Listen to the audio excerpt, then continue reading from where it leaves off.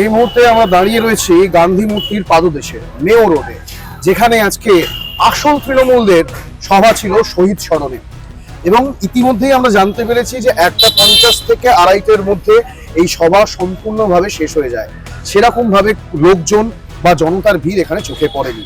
তাও ঋতব্রত বন্দ্যোপাধ্যায়, আমাদের বিরোধী দলনেতা, তিনি তার বক্তব্য রেখেছেন এবং বর্তমানে যারা এই প্যান্ডেল খুলছেন বা চাক্ষুষ করেছেন পুরো বিষয়টা আমরা একবার জেনে নেওয়ার চেষ্টা করব তাদের চোখ দিয়ে তারা কি দেখলেন। দুটো সমস্যা শেষ হয়ে গেছে। একে তো পার্টি হেরে গেছে, এইটা একটা ব্যাপার।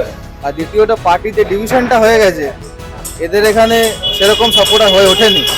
যেটা আমি শুনলাম অন্য শিবিরে যতটা ভিড় হয়েছে, এদের এখানে অতটা ভিড় হয়ে ওঠেনি। আপনি তো চা বিক্রি করেন, হ্যাঁ বলুন। এইখানের সভায় আজকে কিরকম মানুষজন হয়েছিল, কিরকম ভিড় হয়েছিল? আমি দেখলাম না এখানে, আমি তো মাঠে ছিলাম।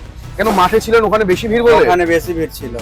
এখনো হতে পারে মমতা দিদির উপর ভরসা করেই লোক আছে, ঠিক আছে। মমতা দিদির ফেস ভ্যালুটা, ব্র্যান্ড ভ্যালুটা এখনো আছে কোথাও না কোথাও, তাই মমতা দিদির কাছেই লোক যাচ্ছে।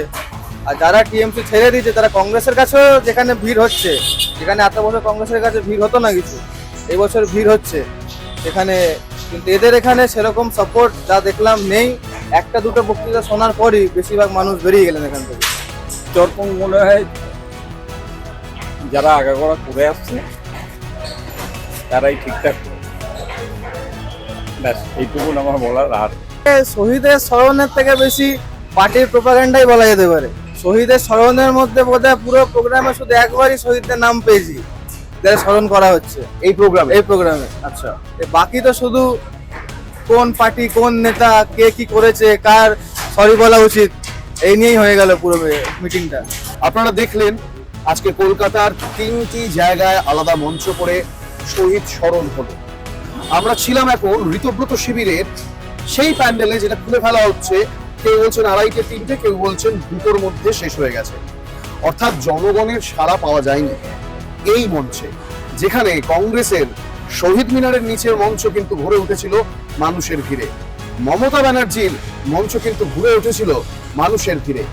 আর আজকে যে বিরোধী দলনেতা ঋতব্রত বন্দ্যোপাধ্যায়, তার নিজস্ব সভা আজ কিন্তু রইল জনশূন্যই বলতে গেলে।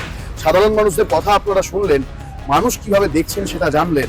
এখন প্রশ্ন আপনাদের কাছে রইল, সত্যি কি এই শহীদ তর্পণই হচ্ছে, নাকি রাজনৈতিক ক্ষমতায়নের চেষ্টা? কমেন্টে জানাবেন।